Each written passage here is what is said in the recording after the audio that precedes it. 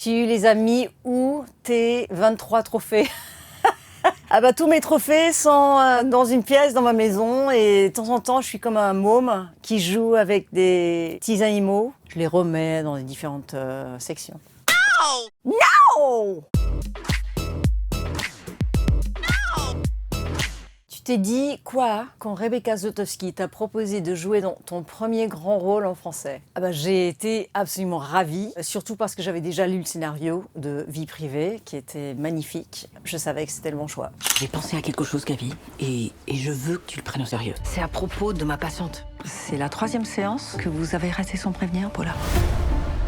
Au bout de 3 séances, je suis quand même en mesure de m'inquiéter. Je pense qu'elle était assassinée. Mais par qui et pourquoi?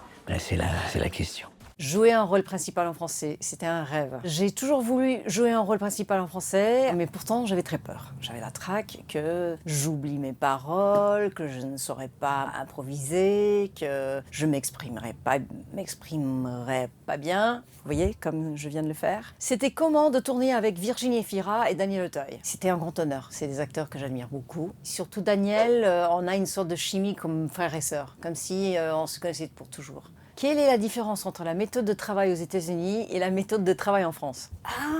Il n'y a pas tant de différence. Quand on fait du cinéma partout dans le monde, c'est un petit peu une sorte de famille globale. Mais vous travaillez des aurores moins longues que nous. Et les Français, ils mangent beaucoup mieux. Et aussi, il y a très peu de gens sur le tournage en France. C'est-à-dire qu'une personne fait 3 ou 4 jobs. Jodie, est-ce que tu te souviens de te venue dans la boîte à questions en 2008? Non, je ne me souviens absolument pas d'être venue dans cette boîte. Et d'ailleurs, j'ai un petit peu l'impression que je suis dans un film de Stanley Kubrick. Tu peux crier sur commande. Allez, c'est moi, j'ai crié. Bravo, Jodie. Ça donnerait quoi ce cri en 2025? C'est un chat qui est plus mûr, c'est genre comme ça. Quel est ton premier souvenir de cinéma? Raconte-nous. Ah, c'était dans un drive-in. Vous êtes dans la voiture. Enfin, c'était ma mère qui était dans la voiture avec nous, les enfants. Et on était allés voir Dr Zhivago. Et ma mère, parce qu'on faisait trop de bruit, elle nous laissait pas rentrer dans la voiture, elle nous mettait sur le coffre. Là où on met les skis. Et moi, je m'endormais et chaque fois que je rouvrais les yeux, je voyais l'Arctique. Je voyais le toundra totalement blanche. Et puis après, endormie encore une fois, les yeux ouverts, c'était encore une fois les tempêtes tout blanc. Ça, je l'oublierai jamais. Les 3 films français à avoir vus dans sa vie.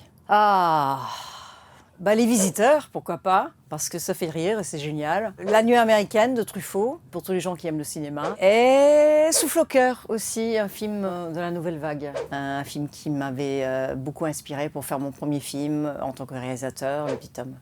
C'est important pour toi de garder ta vie privée? Pour moi, c'était la survie. Ne pas devoir mélanger la vraie vie et la vie professionnelle, la vie de célébrité, de les garder à l'écart. Pour moi, c'était une sorte de survie. Vie privée, au César 2026, tu te sens comment? Pas sûr.